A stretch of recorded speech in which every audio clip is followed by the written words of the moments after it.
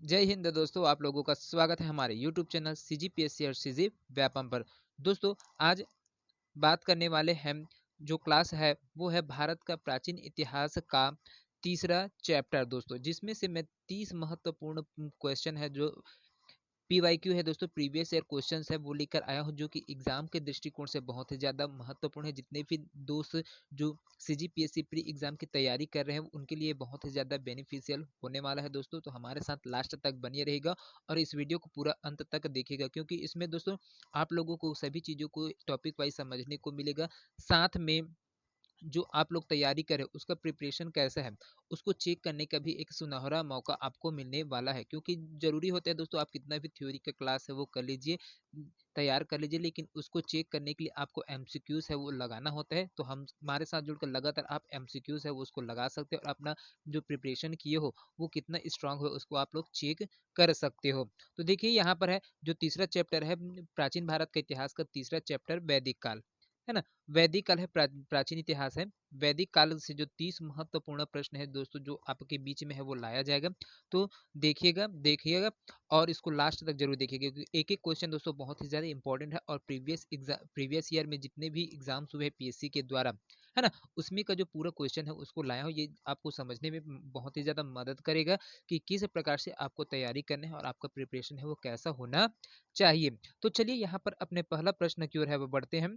यहाँ पर देखिए दोस्तों, पहला प्रश्न है, ऋग्वेद के अनुसार निम्नांकित में से भगवान इंद्र के लिए अन्य नाम क्या है। तो ऋग्वेद है दोस्तों जो प्राचीन ग्रंथ है ऋग्वेद, उसमें दोस्तों भगवान इंद्र के लिए जो शब्द उपयोग किया गया है, जो नाम है वो और क्या चीज है ना। ऋग्वेद में जो इंद्र के लिए भगवान इंद्र है उसके लिए जो शब्द उपयोग किया गया है वो क्या चीज है। समुद्र, पुरुष पुरुष सूक्त, सोम, पुरंदर या फिर गविष्टि।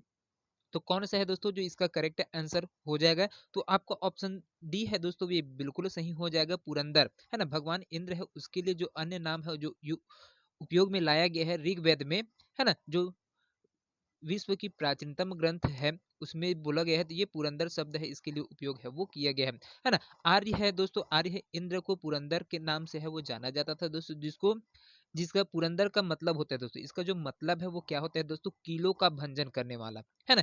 इस वजह से इसको पुरंदर के नाम है वो जाना गया और इसी में भगवान इंद्र के लिए जो अन्य नाम है वो उपयोग में लाया गया था वो पुरंदर है। चलिए दूसरा प्रश्न की ओर है वो बढ़ते हैं। दूसरा प्रश्न है दोस्तों, बहुत ही इंपॉर्टेंट क्वेश्चन है। वर्ण व्यवस्था से संबंधित पुरुष सूक्त मूलतः पाया जाता है। जो पुरुष सूक्त है दोस्तों वो किसमें, कौन सा जो वेद है उसमें पाया गया है। अथर्ववेद, सामवेद, ऋग्वेद, मनुस्मृति या फिर इनमें से कोई नहीं। इसको 2014 में दोस्तों CGPSC का जो प्री एग्जाम हुआ था उसमें पूछा गया था। वर्ण व्यवस्था से जो संबंधित पुरुष सूक्त शब्द है ये किसमें से है वो लिया गया है। तो देखिए दोस्तों, इसका जो करेक्ट आंसर हो जाएगा वो हो जाएगा आपका ऑप्शन सी है दोस्तों, बिल्कुल सही हो जाएगा। यहाँ पर जो सबसे प्राचीन वेद है ऋग्वेद है ना, उसका जो 10वां मंडल है दोस्तों, कितना मंडल, 10वां मंडल है ना। 10वां मंडल में दोस्तों यहाँ पर जो 10वां मंडल के जो पुरुष सूक्त में प्रथम बार है दोस्तों वर्ण शब्द का है वो उल्लेख है वो किया गया था। यहाँ पर वर्ण व्यवस्था है उसको बताया गया था। तो किसमें, जो ऋग्वेद है उसका 10वां मंडल का जो पुरुष सूक्त है उसी में पहली बार है वो क्या गया था, वर्ण शब्द का उल्लेख है हमें प्राप्त होता है, मिलता है, इसका जानकारी मिला है। चलिए दोस्तों अगला प्रश्न है, तीसरा नंबर का क्वेश्चन है। ऋग्वेद वैदिक संस्कृत में डैश मंत्रों का एक संग्रह है दोस्तों। ऋग्वेद है जो वैदिक संस्कृत है उसमें जो मंत्रों की संख्या है दोस्तों वो कितना है ऋग्वेद में। 1024 मंत्र, 1028 मंत्र, 1050 मंत्र, एक 1100 या फिर 1125 मंत्र। तो कितने मंत्रों का जो समावेश है दोस्तों ऋग्वेद में, तो इसको बताइए। इसका जो करेक्ट आंसर होगा दोस्तों वो क्या हो जाएगा। आपका ऑप्शन बी है दोस्तों, ये बिल्कुल सही हो जाएगा दोस्तों। ऋग्वेद के जो मंत्र है या जिसको हम लोग सूक्तियों के नाम से जानते हैं या फिर उसको हम लोग ऋचाएं बोलते हैं है ना, तो उसमें दोस्तों टोटल 1028 जो ऋचाएँ हैं वो इसमें शामिल है दोस्तों, और इसी को हम लोग मंत्र के नाम से भी है वो जानते हैं। इसको बहुत ही इंपॉर्टेंट चीज़ है, इसको आपको ध्यान में रखना है। 1028 जिसको सूक्तियाँ भी बोलते हैं, ऋचाएँ भी बोलते हैं और इसको मंत्र है भी बोला जाता है। ये ऋग्वेद में है दोस्तों, है ना, जो सबसे प्राचीन वेद है। चलिए अगला प्रश्न की ओर है वो बढ़ते हैं दोस्तों। यहाँ पर वेद के बारे में पढ़ रहे थे, तो जो वेद होते हैं दोस्तों उनकी जो संख्या है वो टोटल 4 होते हैं। तो इसको भी आप लोग देखने कौन कौन सा वेद होता है दोस्तों। अथर्व वेद होता है, साम वेद होता है, ऋग्वेद होता है और आपका और यजुर्वेद होता है दोस्तों। ये चारों वेद है दोस्तों यहाँ पर होते हैं ना। तो कौन कौन से? ऋग्वेद, सामवेद, अथर्ववेद और आपका अथर्ववेद है और यजुर्वेद है ना। ये जो चारों वेद हैं आपके ये होते हैं, तो जिसमें से चारों में से जो सबसे प्राचीन है दोस्तों वो ऋग्वेद है। चलिए यहाँ पर चौथा नंबर का प्रश्न है, प्रारंभिक वैदिक काल में गोधूलि का उपयोग एक माप के रूप में किया जाता था। दूरी के नाप के लिए, समय का माप के लिए, भार का माप के लिए, गति का माप के लिए, फिर मुद्रा का माप के लिए। तो किसके मापन करने के लिए दोस्तों यहाँ पर गोधूलि का उपयोग है वो किया जाता था? वैदिक है, प्रारंभिक वैदिक काल है उसमें। तो इसका जो आंसर होगा दोस्तों वो हो जाएगा आपका ऑप्शन बी है दोस्तों। ये बिल्कुल सही हो जाएगा दोस्तों। जो समय का जो दूरी है उसको मापने के लिए दोस्तों गोधूलि है उसका प्रयोग है वो किया जाता है। दिन और जो सायंकाल की बेला है दोस्तों उसको क्या बोला जाता है? गोधूलि है वो बोला जाता है। दिन का समय और शाम का बेला, इन दोनों की समय होता है दोस्तों, उसी को हम लोग क्या बोलते हैं? गोधूलि बोलते हैं। और इसी को मतलब है ना, इसी पर क्या है हम लोग समय, है ना, समय है ये आर्य है। जो संध्या, जो संध्या होता है आर्य संध्या प्रार्थना है ना, उसके लिए है इसका उपयोग है वो किया जाता था। तो जो समय का माप के लिए में दोस्तों जो गोधूलि उस शब्द का उपयोग है वो किया जाता है। चलिए अगला क्वेश्चन है दोस्तों, यहाँ पर बहुत ही इंपॉर्टेंट क्वेश्चन है, पैटर्न वाला क्वेश्चन है। उत्तर वैदिक काल में निम्नलिखित में से किन देवताओं को ख्याति प्राप्त थी? तो उत्तर वैदिक काल है दोस्तों, उस समय कौन कौन से देवताएं थे जिसको प्रख्यात थे, फेमस थे, है ना, जिसको प्रसिद्धि हासिल करते, ख्याति प्राप्त थे? उसमें थे प्रजापति, रुद्र, इंद्र या फिर विष्णु। तो यहाँ पर देखिए जो कूट में दिया हुआ है आंसर, तो कौन कौन से है उसको आपको बताना है और इसका आंसर है आपको बताते हुए चलना है। तो उत्तर वैदिक काल में दोस्तों कौन कौन से थे? तो देखिए प्रजापति है, ये बिल्कुल आपका सही हो जाएगा, प्रजापति है, ये वाला हो जाएगा। उसके बाद देखिए दोस्तों रुद्रदेव है ना, इस ये भी ख्याति प्राप्त थे। इंद्र है दोस्तों, इसको ख्याति प्राप्त नहीं थे। और विष्णुदेव जो जिसको हम लोग त्रिदेव के नाम से है ना, ब्रह्मा विष्णु महेश है ऐसे बोलते हैं, इसमें नहीं। तो यहाँ पर ब्रह्मा के जो पुत्र थे प्रजापति वो ख्याति प्राप्त थे। रुद्रदेव शंकर जी है वो प्राप्त है ना, और भगवान विष्णु, ये सब क्या है तीनों उत्तर वैदिक काल में दोस्तों प्रसिद्ध थे, ये प्रसिद्ध देवता इनको मानते थे, है ना। लेकिन इंद्र है वो नहीं था। तो इस प्रकार से देखिए आपको ऑप्शन सी है वो बिल्कुल सही हो जाएगा। 1, 2 एवं 4 है वो बिल्कुल सही है। उत्तर वैदिक काल में दोस्तों जो प्रजापति जिसको ब्रह्मा, है ना, रुद्र है वो शिव और विष्णु को ख्याति प्राप्त थी दोस्तों। आगे चलकर भी गुप्त काल में दोस्तों जो त्रिदेव के रूप में है वो स्थापित हो गए थे, और अभी तक हम लोग इसको त्रिदेव के रूप में है वो जानते हैं। चलिए अगला प्रश्न है दोस्तों, यहाँ पर हम उत्तर वैदिक काल के सर्वाधिक लोकप्रिय देवता कौन थे? इंद्र थे, सोम थे, अश्विन थे या फिर प्रजापति थे? उत्तर वैदिक काल में दोस्तों जो सबसे लोकप्रिय देवता के रूप में अस्तित्व में थे उस टाइम उत्तर वैदिक काल में, है ना, वो कौन से देवता थे? तो इसका जो करेक्ट आंसर होगा दोस्तों वो हो जाएगा आपको ऑप्शन डी है दोस्तों, बिल्कुल सही हो जाएगा, प्रजापति, है ना। प्रजापति है दोस्तों जो उत्तर वैदिक काल में सबसे लोकप्रिय देवता थे, है ना। जो ऋग्वेद काल है उसमें जो जो हम यहाँ पर ऋग्वेद की बात करें, है ना, जो ऋग्वेद है उस ऋग्वेदिक काल में दोस्तों जो प्रमुख देवता थे वो कौन थे? इंद्र थे ऋग्वेदिक काल में, है ना, इंद्र थे। साथ में उत्तर वैदिक काल में दोस्तों आपका इंद्र का जो स्थान है, इंद्र है उसका स्थान है उसने किसने लिया था? प्रजापति ने है वो लिया था। तो इसको ध्यान में रखिएगा, बहुत ही अलग अलग समय में पूछ देते थे। ऋग्वेद काल में कौन सा देवता प्रमुख स्थान रखते थे तो उस टाइम में आपका इंद्र आ जाएगा। लेकिन उत्तर वैदिक काल जैसे ही बोला जाएगा तो उसमें दोस्तों इंद्र का जो स्थान है वो प्रजापति ने है वो ले लिया था। चलिए अगला क्वेश्चन है यहाँ पर 7वां नंबर का क्वेश्चन है दोस्तों, प्राचीनतम परंपरागत भारतीय दार्शनिक प्रणाली कौन सी है? मीमांसा, वेदांत, न्याय, सांख्य या फिर योग? तो प्राचीनतम जो परंपरागत न्याय सांख्य जो दार्शनिक प्रणाली है दोस्तों वो कौन कौन सी है, इसमें से आपको बताना है आपका, है ना। 7वां नंबर का प्रश्न है, बहुत ही इंपॉर्टेंट है दोस्तों। तो यहाँ पर देखिए दोस्तों आपका ऑप्शन डी है दोस्तों वो बिल्कुल सही हो जाएगा दोस्तों। भारतीय दर्शन में जो सबसे पुराना जो है दोस्तों, है ना, दार्शनिक प्रणाली है वो क्या है? सांख्य है। क्या चीज है दोस्तों? सांख्य है ना। सांख्य सबसे प्राचीन दर्शन में है, पुराना है। और इसके अंतर्गत दोस्तों जो आर्य थे, है ना, आचार्य जो कपिल होते थे, आचार्य हो क्या है? कपिल है ना, आचार्य कपिल है, ये है आते हैं। तो इसको भी ध्यान में रखना, बहुत ही इंपॉर्टेंट चीज है। चलिए अगला क्वेश्चन है दोस्तों, यहाँ पर 8वां नंबर का प्रश्न है, निम्नलिखित में से कौन सा वेद आंशिक रूप से गद्य के रूप में भी वर्णन किया गया है? ऋग्वेद, सामवेद, अर्थवेद या फिर यजुर्वेद? तो गद्य के रूप में दोस्तों आंशिक रूप से जो गद्य है दोस्तों वो कौन सा वेद है दोस्तों जिसको आंशिक रूप से हम लोग गद्य की श्रेणी में है वो लानते हैं दोस्तों? तो इसका जो करेक्ट आंसर हो जाएगा दोस्तों वो हो जाएगा आपका ऑप्शन डी है दोस्तों, बिल्कुल सही हो जाएगा दोस्तों। जो यजुर्वेद है दोस्तों उसमें जो आंशिक रूप से क्या है, ये जो भाग है इसमें गद्य का भी इसमें समावेश है। इसमें कुछ भाग क्या है दोस्तों, गद्य में है, इसमें यजुर्वेद में, है ना। ऋग्वेद है दोस्तों ये संस्कृत में है ना। बाकी आपका संस्कृत में है, और जो सूक्तियां हैं, मंत्र है या फिर ऋचा है, उनके अर्थात में है ना। चलिए अगला क्वेश्चन की ओर है वो बढ़ते हैं। अगला प्रश्न है दोस्तों, यहाँ पर देखिए, किस प्रारंभिक वैदिक देव को दुर्गों का विनाशक माना जाता है? अग्नि को, वरुण को, रुद्र को, इंद्र को या फिर सूर्य को? तो यहाँ पर देखिए दोस्तों, बहुत ही इंपॉर्टेंट प्रश्न पूछा गया, प्रारंभिक वैदिक देव को दुर्गों का विनाशक माना जाता है। तो इसका जो करेक्ट आंसर होगा दोस्तों, वो हो जाएगा आपका ऑप्शन डी है दोस्तों, बिल्कुल सही हो जाएगा दोस्तों, जो इंद्र है। क्योंकि जो प्रारंभिक वैदिक काल था दोस्तों, जो वैदिक काल है, उस टाइम में जो प्रख्यात देवता थे वो कौन थे? इंद्र थे, है ना। ऋग्वेद में इंद्र है, इसको ही क्या है दोस्तों, पुरंदर है वो माना गया है दोस्तों, पुरंदर के रूप में है वो माना गया है, और इसको कहा गया। और इसी के लिए दोस्तों, जिसका अर्थ क्या था, किला भंजक होता था दोस्तों, किला को भंजन करने वाला किला भंजक है वो होता था दोस्तों, है ना। तो यहाँ पर जो जो दुष्ट लोग थे उनको विनाशक के रूप में मानते थे, कि उसको इंद्र के है वो उसको माना जाता था। चलिए अगला प्रश्न है दोस्तों, यहाँ पर 10वां नंबर का प्रश्न है, बहुत ही इंपॉर्टेंट प्रश्न है। उपनिषद निम्न नाम से जाना जाता है, वेद, पुराण, वेदांत या फिर उपयुक्त में से कोई नहीं।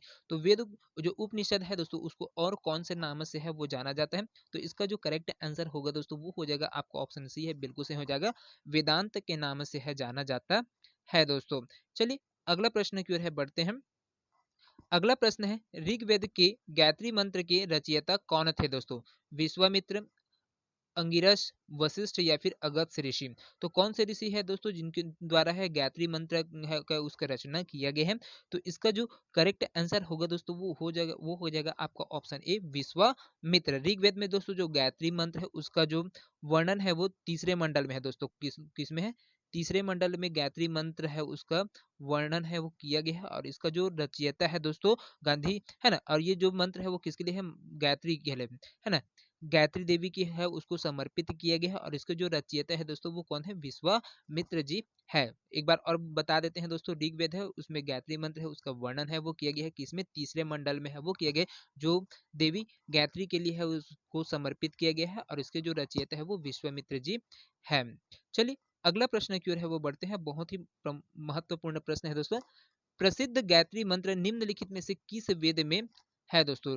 ऋग्वेद, सामवेद, यजुर्वेद या फिर अथर्ववेद है? तो गायत्री मंत्र है दोस्तों वो कौन सा है? ऋग्वेद में है, तीसरे मंडल में। कौन से मंडल में दोस्तों? तीसरा मंडल में है, उसमें है आपका, यहाँ पर है वो, इसका वर्णन है गायत्री मंत्र है वो का पूरा वर्णन है विश्वामित्र जी के द्वारा वर्णन किया गया था। पहले वाले क्वेश्चन में भी इसको बताया गया है। चलिए अगला प्रश्न है, बहुत ही इंपॉर्टेंट क्वेश्चन है। निम्नलिखित कथन वैदिक संस्कृति की मूल्य व्यवस्था से संबंधित है।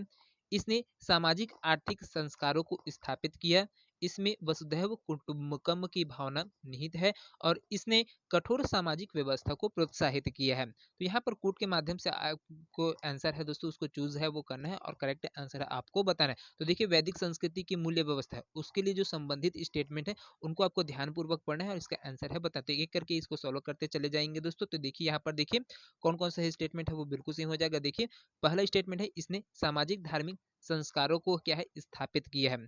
तो वैदिक संस्कृति के में दोस्तों ये क्या चीज है? तो देखिए यहाँ पर जो पहला है दोस्तों बिल्कुल सही है ना। इस संस्कृति के आधार पर जो सामाजिक और धार्मिक संस्कार है उसको स्थापित है वो किया गया, बिल्कुल सही बात बोला गया।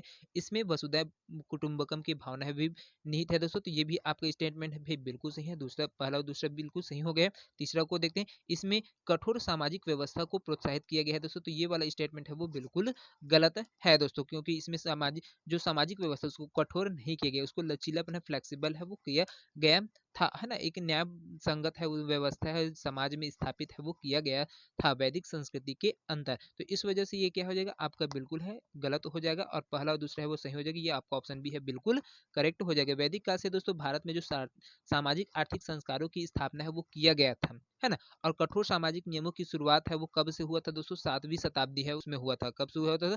7वीं शताब्दी है उसमें है वो दोस्तों शुरू हुआ है, ऐसा माना जाता है। उसके पहले क्या है, यहाँ पर जो कठोर सामाजिक व्यवस्था उसको लागू नहीं किया गया था दोस्तों। चलिए अगला प्रश्न की ओर है वो बढ़ते हैं। अगला प्रश्न है दोस्तों, यहाँ पर देखिए उत्तर वैदिक काल में कृषि अर्थव्यवस्था के विकास में निम्नलिखित में से कौन सा महत्वपूर्ण कारक है। तो यहाँ पर कृषि अर्थव्यवस्था के विकास में दोस्तों कौन सा जो महत्वपूर्ण कारक है दोस्तों उसको बताएं।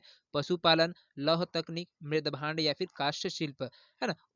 उत्तर वैदिक काल के समय में दोस्तों जो कृषि अर्थव्यवस्था के विकास में, है ना, जो महत्वपूर्ण कारक था वो कौन था, ये पूछा गया है प्रश्न में। तो इसका जो आंसर होगा दोस्तों वो हो जाएगा आपका ऑप्शन बी है दोस्तों, बिल्कुल सही हो जाएगा। लौह तकनीक है दोस्तों, जो लोग थे उस टाइम के, जो लोग थे, है ना, कृषि अर्थव्यवस्था का डेवलप करने के में उसका जो सबसे महत्वपूर्ण कारक था दोस्तों लौह तकनीक, क्योंकि उस टाइम में दोस्तों जो लोहे से विभिन्न प्रकार की वस्तुएं है बनाया जा सकता था और उससे अपना जो व्यापार है वो किया करते थे, है ना। तो ये आप बहुत ही ज्यादा महत्वपूर्ण है, इसको आप ध्यान में रखिएगा। ऑप्शन बी आपका करेक्ट आंसर है। चलिए अगला क्वेश्चन है दोस्तों, 15 नंबर का क्वेश्चन है। निम्नलिखित में से किस स्थल की खुदाई से भारत में लोहे के उपयोग का प्राचीनतम प्रमाण प्राप्त हुआ है। तक्षशिला से, लोथल से, अतरंजी खेड़ा से या फिर हस्तिनापुर से। कौन सा स्थान है दोस्तों जहां से यहाँ पर प्राप्त है लोहे के जो उपयोग है उसका जो प्राचीनतम प्रमाण है, साक्ष्य एविडेंस है, वो प्राप्त हुआ है।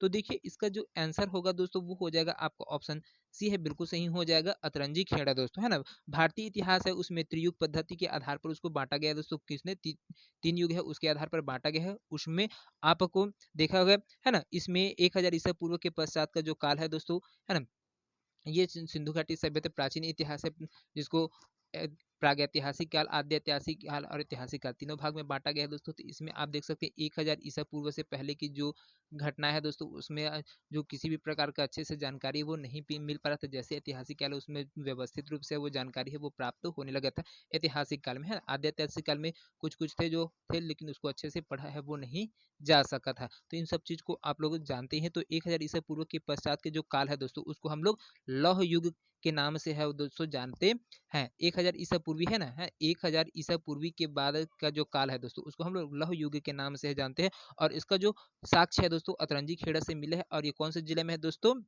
ये हरियाणा जिला में, हरियाणा राज्य में है दोस्तों। हरियाणा राज्य में क्या है दोस्तों, ये अतरंजी खेड़ा है वो स्थापित यहीं से है। जो लौह है, लोहे का उपयोग है वो उसका साक्ष्य है वो प्राप्त हुआ है।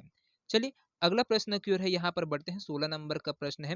निम्न में से किस वेद में पुरुष सूक्त सम्मिलित है। ऋग्वेद में, सामवेद में, यजुर्वेद में या फिर अथर्ववेद में। जो पुरुष सूक्त शब्द है दोस्तों वो कौन से वेद से है संबंधित है। तो इसका जो करेक्ट आंसर होगा दोस्तों वो हो जाएगा आपका ऑप्शन ए है, बिल्कुल सही हो जाएगा दोस्तों। ऋग्वेद में है दोस्तों ये पुरुष शब्द है वो लिया गया है। चलिए अगला प्रश्न है, यहाँ पर देखिए 17 नंबर का क्वेश्चन है। चार वर्णों की उत्पत्ति का सर्वप्रथम उल्लेख निम्नलिखित में से किस ग्रंथ में मिलता है। यहाँ पर चार वर्णों की उत्पत्ति का जो सर्वप्रथम उल्लेख है दोस्तों वो कौन से ग्रंथ में मिलता है। ऋग्वेद, शतपथ ब्राह्मण, अथर्ववेद या फिर मनु स्मृति। तो इसका जो करेक्ट आंसर होगा दोस्तों वो हो जाएगा आपका ऑप्शन ए है, वो बिल्कुल सही हो जाएगा दोस्तों। जो चार वर्ण की उत्पत्ति है उसके बारे में जो जानकारी मिलते हैं दोस्तों वो ऋग्वेद में है वो मिलते हैं। ऋग्वेद है उसका जो 10वां मंडल है दोस्तों, किसना दोस्तों 10वां मंडल है ना। 10वें मंडल के पुरुष सूक्त के अंतर्गत दोस्तों चार वर्ण है उसका उल्लेख है वो किया गया है ना। जिसमें ब्राह्मण, है ना, ब्राह्मण, क्षत्रिय, वैश्य, शूद्र, ये चारों वर्ण है दोस्तों इसमें बांटा गया है। तो किसमें जो चारों वर्ण है दोस्तों ब्राह्मण, क्षत्रिय, वैश्य, शूद्र, ये चारों वर्ण है दोस्तों उसको ऋग्वेद के जो 10वां मंडल है उसमें इसके बारे में उल्लेखित है वो किया गया है। चलिए अगला प्रश्न की ओर है वो बढ़ते हैं। अगला प्रश्न है दोस्तों, यहाँ पर देखिए। उत्तर वैदिक कालीन समाज में कबीले के भीतर विवाह को प्रतिबंधित करने वाली कौन सी संस्था का उदय हुआ था दोस्तों। वर्ण व्यवस्था, गोत्र व्यवस्था, परिवार व्यवस्था या फिर आश्रम व्यवस्था। तो किस प्रकार की व्यवस्था है दोस्तों यहाँ पर किया गया था, विवाह को प्रतिबंधित करने के लिए कौन सी संस्था का है वो उदय है वो किया गया था। तो इसका जो करेक्ट आंसर होगा दोस्तों वो हो जाएगा आपका ऑप्शन बी है, बिल्कुल सही हो जाएगा दोस्तों। गोत्र व्यवस्था, इसको गोत्र है ये संस्था का है वो उदय है वो किया गया था, क्योंकि एक ही गोत्र के जो लोग है वो आपस में विवाह है वो नहीं कर सकते हैं करके दोस्तों यहाँ पर बनाया गया था। जो वर्ण व्यवस्था है दोस्तों उसमें, है ना, जो श्रम विभाजन है वो उस पर आधारित है। जो ये वर्ण व्यवस्था है दोस्तों ये किसके ऊपर था दोस्तों, है ना, वर्ण व्यवस्था है वो श्रम विभाजन पर आधारित था, है ना। जो तो ऋग्वेद के जो पुरुष सूक्त के 10वां मंडल है दोस्तों उसमें विराट पुरुष में जो चार वर्ण है उसको भी बांटा गया था, जिसमें ब्राह्मण, क्षत्रिय, वैश्य, शूद्र, ये चारों वर्ण है उसमें बांटा गया था दोस्तों, है ना। इसमें से इसकी उत्पत्ति है वो बताया गया था। साथ में समाज में अंतरवर्णीय विवाह प्रचलित है वो किया गया था, है। और जो एक ही गोत्र के लोग हैं वो विवाह नहीं करते, अंतर गोत्र है ना, अलग अलग गोत्र के जो लोग होंगे वही लोग विवाह है दोस्तों कर सकते हैं। इसलिए यहाँ पर जो गोत्र व्यवस्था है उसका है स्थापना है वो किया गया था, और इसी को है ना, इसी को है और एक समान गोत्र होने पर उसको दोस्तों उस विवाह को क्या है प्रतिबंधित है वो कर दिया जाता था। चलिए अगला प्रश्न की ओर है वो बढ़ते हैं। ये क्वेश्चन है आपको समझ आ गया होगा। अब अगला क्वेश्चन है दोस्तों यहाँ पर 19वां नंबर का, निम्नलिखित है उसको सुमेलित करना है, और जो कूट में जो आंसर है दोस्तों उसको आपको बताना है। तो यहाँ पर देखिए दोस्तों बहुत ही महत्वपूर्ण नंदी दिया है, दिव्य सफेद हाथी दिया है, कल्प वृक्ष, पवित्र गाय, एरावत, शिव का सांड और कामधेनु स्वर्ग का वृक्ष। इसको बहुत बार एग्जामों में पूछा गया है दोस्तों, बहुत ही इंपॉर्टेंट क्वेश्चन है। आपको हर एक की एग्जाम के बाद, हर जो वैकेंसी वाला एग्जाम होता है उसमें एक वैकेंसी के एग्जाम के बाद ये जो अगला पेपर होता है ना, व्यापम के द्वारा फिर पीएससी के द्वारा, उसमें इस प्रश्न को अवश्य पूछा जाता है। बहुत सबसे ज्यादा मोस्ट रिपीटेड क्वेश्चन है दोस्तों ये, कम से कम आज तक ये पिछले 24 सालों में कम से कम इसको 40 से 45 बार है दोस्तों पूछा जा चुका है। बहुत ही इंपॉर्टेंट क्वेश्चन है, तो इसका आंसर आपको बताना होगा। तो देखिए नंदी है दोस्तों वो किसका सांड है, ये शिव का सांड है दोस्तों। कल्प वृक्ष क्या है, स्वर्ण का कल्प वृक्ष है दोस्तों, ये क्या है, जो आपका स्वर्ण का वृक्ष है जिसको हम लोग कल्प वृक्ष के नाम से दे।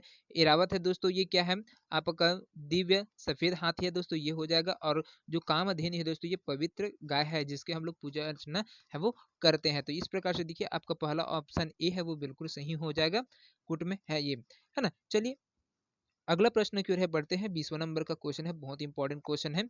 किस वेद संहिता में भारतीय संगीत है दोस्तों, ऋग्वेद में, सामवेद में, अथर्ववेद या फिर यजुर्वेद में। कौन सा वेद है दोस्तों, चारों वेद में से कौन सा वेद है जिसमें जो संगीत के बारे में है वो व्याख्या है मिलते हैं, वर्णन है वो मिलते हैं, संगीत को समर्पित किया गया, तो वो कौन सा वेद है ना। तो इसका जो करेक्ट आंसर होगा दोस्तों वो हो जाएगा आपका ऑप्शन बी है दोस्तों, सामवेद में दोस्तों पूरा संगीत है ना, नृत्य है, ये सब चीज के बारे में दोस्तों सामवेद में इसका वर्णन है, उल्लेख है, ये मिलता है। चलिए अगला प्रश्न की ओर है बढ़ते हैं दोस्तों, बहुत ही इंपॉर्टेंट क्वेश्चन है ये भी। सत्यमेव जयते किस उपनिषद की उक्ति है, मुंडकोपनिषद, कंठोपनिषद, केनोपनिषद या फिर छांदोग्य उपनिषद। तो किस उपनिषद से दोस्तों सत्यमेव जयते की उत्पत्ति है वो की गई, जो सूत्र वाक्य है संस्कृत का वाक्य है ना, उसको किसमें से लिए, कौन सा उपनिषद है उसमें से लिया गया है। तो इसका जो करेक्ट आंसर होगा दोस्तों वो हो जाएगा आपका ए है दोस्तों, बिल्कुल सही हो जाएगा दोस्तों, मुंडकोपनिषद से दोस्तों जो सत्यमेव जयते वाला वाक्य है उसको दोस्तों मुंडकोपनिषद से है वो लिया गया है। साथ में अगर कंठोपनिषद है दोस्तों, इसकी बात किया जाती है, ये इस कंठोपनिषद से दोस्तों यम नचिकेता संवाद है, इसका वर्णन है दोस्तों आपका कंठोपनिषद से है वो लिया गया है। कौन सा दोस्तों, यम नचिकेता संवाद, इसका वर्णन है आपका कंठोपनिषद से लिया गया है। और छांदोग्य उपनिषद में दोस्तों कर्म के अनुसार पुनर्जन्म का है दोस्तों यहाँ पर वर्णन है वो किया गया है। तो ये बहुत ही इंपॉर्टेंट चीज है, इन तीनों को आपको समझना है। एक बार और बता देते हैं, मुंडकोपनिषद से आपका सत्यमेव जयते लिया गया है, कंठोपनिषद से यमनचिकेता संवाद है इसका वर्णन किया गया है, और छांदोग्य उपनिषद से दोस्तों है ना कर्म के अनुसार पुनर्जन्म का है वो वर्णन है वो किया गया है। चलिए अगला प्रश्न की ओर है वो बढ़ते हैं। 22वां नंबर का प्रश्न है, बहुत ही इंपॉर्टेंट क्वेश्चन है।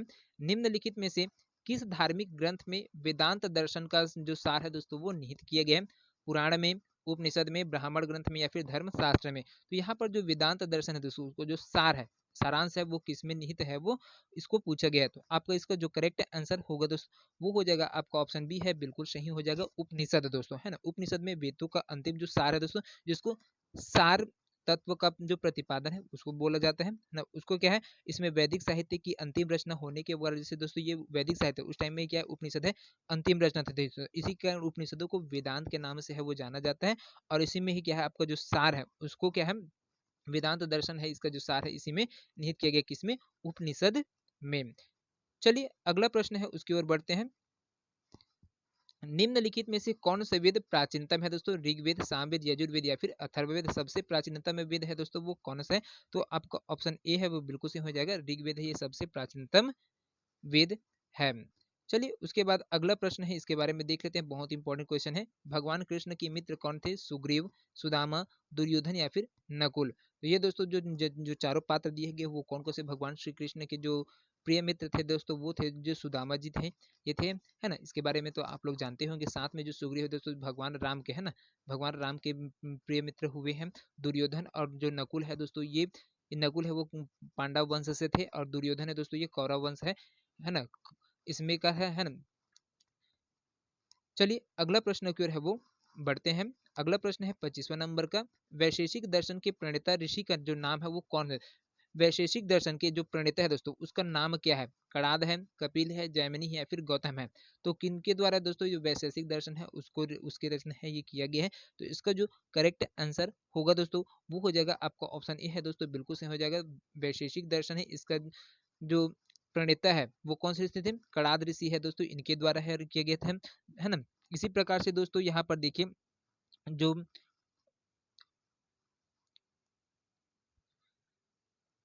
देखिए सांख्य दर्शन, इसी प्रकार से और बहुत सारी चीजें जिसको आपको ध्यान में रखना है। जैसे वैशेषिक दर्शन है उसका कणाद ऋषि है उनके द्वारा किए गए थे, इसी प्रकार से जो सांख्य दर्शन है दोस्तों, है ना, जो सांख्य दर्शन है इसका जो निर्माण है दोस्तों कपिल मुनि के द्वारा है वो किया गया था, है ना। कपिल मुनि के द्वारा है ये किया गया था। साथ में जो न्याय दर्शन है उसको गौतम मुनि के द्वारा जो न्याय दर्शन है ना, ये न्याय दर्शन है इसको गौतम मुनि के द्वारा है वो किया गया था। और जो जैमिनी है दोस्तों इसके द्वारा है पूर्व मीमांसा है उसका क्या गया था कि दोस्तों रचना है वो किया गया था, पूर्व मीमांसा है ना, इसकी रचना है ये जैमिनी के द्वारा है वो किया गया था। साथ में योग दर्शन है उसको पतंजलि के द्वारा किया गया था। और जो उत्तर मीमांसा है दोस्तों उसका जो वाद वादरायण है इनके द्वारा है दोस्तों ये इसकी जो रचना है वो किया गया था। तो इनको बहुत ही ध्यान से दोस्तों आपको ध्यान में रखना है, बहुत ही इंपॉर्टेंट क्वेश्चन है। चलिए अगला प्रश्न की ओर है बढ़ते हैं दोस्तों। यहाँ पर देख सकते हैं भगवत गीता किसका अंश है दोस्तों, महाभारत का, रामायण का, भगवत पुराण का या फिर उपनिषद का। तो जो भगवत गीता है दोस्तों वो किसका अंश है, किसमें से लिया गया है। तो ये है दोस्तों महाभारत का जो अंश है दोस्तों, भगवत गीता है वो क्या है, महाभारत का अंश है। जो भगवान श्री कृष्ण के द्वारा जो दोस्तों अर्जुन है जब महायुद्ध हो रहा था, महाभारत का युद्ध हो रहा था, तो उसमें दोस्तों भगवान श्री कृष्ण के द्वारा है जो गीता सार है उसका गीता उपदेश है वो दिया गया था, इसी में से है जो निकला है। तो ये क्या है महाभारत से है वो संबंधित है दोस्तों। चलिए अगला प्रश्न की ओर है बढ़ते हैं। यहाँ पर 27वां नंबर का प्रश्न है, अधोलिखित में से कौन गीता की मुख्य शिक्षा है। कर्मयोग, भक्ति योग, ज्ञान योग, निष्काम कर्म योग या अस्पृश्य योग। तो इस जो गीता है दोस्तों, है ना, भगवत गीता है वो हमको क्या शिक्षा देती है, तो इसके बारे में पूछा गया है। तो आपको इसमें से कौन सा आंसर है दोस्तों जो सटीक होने वाला है, तो इसको आप बिल्कुल बताइएगा। तो यहाँ पर देखिए आपका ऑप्शन डी है दोस्तों, बिल्कुल से जो गीता है दोस्तों उसके जो श्लोक है भगवान श्री कृष्ण के द्वारा बताया गया था उसमें दोस्तों निष्काम कर्म योग को करने के लिए है दोस्तों प्रेरित किए गए। क्योंकि जो अर्जुन है दोस्तों जो युद्ध के क्षेत्र में तो चला गया था, लेकिन जैसे अपने पूरा परिवार को देखा और उस पूरे युद्ध में उन सब को मृत्यु होने के लिए मृत्यु के सैया को देखा तो उनका दिल है वो दहल उठा था दोस्तों। इसी बीच में है फिर वो युद्ध छोड़ने के लिए चला गया था, है ना, मैं युद्ध नहीं करूंगा करके अपना पूरा हथियार है वो डाल दिया था। तो जो भगवान श्री कृष्ण जी है उनके द्वारा है फिर गीता उपदेश दिया गया और फिर जो अर्जुन है ना उसको समझाया गया, फिर जाकर है वो युद्ध किए थे, है ना। इसी में बोला गया था कि निष्काम कर्म योग है वो करते जाए, जो सत्य की राह में चलते हैं उसको उसके सदैव विजय है वो होता है करके बोला गया था। चलिए अगला प्रश्न है दोस्तों, यहाँ पर बहुत ही इंपॉर्टेंट क्वेश्चन है, पुराणों की संख्या कितनी है दोस्तों, 16, 18, 20 या फिर 22। तो यहाँ पर पुराणों की संख्या पूछा गया दोस्तों, तो पुराण की जो संख्या है दोस्तों वो कितना है दोस्तों, तो इसका जो करेक्ट आंसर होगा दोस्तों वो हो जाएगा आपको ऑप्शन बी है दोस्तों, बिल्कुल सही हो जाएगा। 18 4 वेद, 18 पुराण है दोस्तों और 108 उपनिषद है ना। तो इसको भी ध्यान में रखना, बहुत ही इंपॉर्टेंट चीज है। यहाँ पर देखिए जो लोमहर्ष और उनके पुत्र जो उग्र श्रवः द्वारा उनके द्वारा क्या है 18 पुराण है दोस्तों उनकी रचना है वो किए गए थे। कौन कौन से दोस्तों, लोमहर्ष, लोमहर्ष के द्वारा दोस्तों पुराण की रचना है वो करना चालू किया गया था। और इसके जो पुत्र थे, इनके जो पुत्र थे लोमहर्ष के पुत्र थे उग्र श्रवा, उग्र श्रवा, इन्हीं इन्हीं दोनों के द्वारा हम है ना पिता पुत्र के दोनों थे दोस्तों लोमहर्ष और उसके जो पुत्र थे उग्र श्रवम, इनके द्वारा दोस्तों 18 पुराण है इसकी रचना है किए गए। और जो सबसे पुराना जो पुराण है दोस्तों वो मत्स्य पुराण है दोस्तों। कौन सा पुराण है, मत्स्य पुराण है, जिसमें जो सातवाहन वंश के है ना, जो सातवाहन वंश और जो शक वंश है इन दोनों का वर्णन है दोस्तों यहाँ पर देखने मिलते हैं। विष्णु पुराण में दोस्तों विष्णु इसी प्रकार से जो विष्णु पुराण है उसमें मौर्य वंश का है वो वर्णन मिलता है। वायु पुराण में गुप्त वंश है इनके जो वर्णन है वो मिलता है ना। तो ये चीज को ध्यान में रखना है, बहुत ही इंपॉर्टेंट चीज है। चलिए अगला प्रश्न की ओर है बढ़ते हैं। 29वां नंबर का क्वेश्चन है, अधोलिखित में से कौन एक चारवाक के अनुसार सर्वोच्च मूल्य है धर्म, अर्थ, काम, मोक्ष और भक्ति। तो कौन है दोस्तों जो सर्वोच्च मूल्य है दोस्तों चारवाक के अनुसार, यहाँ पर पूछा गया चारवाक के अनुसार जो सर्वोच्च मूल्य है वो क्या चीज है। तो इसका जो करेक्ट आंसर होगा दोस्तों वो हो जाएगा आपका ऑप्शन सी है दोस्तों, बिल्कुल सही हो। जो चारवाक के अनुसार जो सर्वोच्च मूल्य है दोस्तों वो काम है। चारवाक एकमात्र नास्तिक भारतीय दर्शन शास्त्री थे दोस्तों, उनके अनुसार जीवन का जो चरम लक्ष्य है दोस्तों वो काम है उसको बोला गया था, और अर्थ उसकी प्राप्ति का साधन है बोला गया था। काम को इन्होंने सर्वोच्च स्थान है दिया था, उसके बाद इसको क्या है अर्थ है उसको क्या गया था उसकी प्राप्ति का साधन है वो बताया था किसने, चारवाक के अनुसार। ये चारवाक है दोस्तों वो कौन थे, भारतीय नास्तिक भारतीय दर्शन दर्शक थे दोस्तों, है ना, जो दर्शन शास्त्री है वो थे, फिलोसफर थे। चलिए आज का सेशन का अंतिम क्वेश्चन है जो बहुत ही इंपॉर्टेंट है। यहाँ पर देखिए, निम्नलिखित में से कौन सा वैदिक विज्ञान वर्तमान समय में काफी प्रशंसनीय है और पुनर्जीवित किया गया है, चिकित्सा, गणित, खगोल विज्ञान या फिर भौतिकी। यहाँ पर वर्तमान समय दोस्तों जो प्रशंसनीय है और पुनर्जीवित किया गया दोस्तों वो कौन सा क्षेत्र है जिसको वैदिक विज्ञान है वो वर्तमान समय में इसको फिर से है वो लागू किया। तो इसका जो करेक्ट आंसर होगा दोस्तों वो हो जाएगा गणित, है ना, गणित को है दोस्तों पुनर्जीवित है वो किया गया है। तो दोस्तों ये 30 क्वेश्चन आप लोगों को कैसे लगे हमें कमेंट करके अवश्य बताइएगा, और कौन किस प्रकार के क्वेश्चन आप लोगों को चाहिए वो हमें कमेंट करके अवश्य बताएंगे। तो मिलते हैं अगले वीडियो में, तब तक के लिए जय हिंद, जय Chhattisgarh. Thank you so much दोस्तों।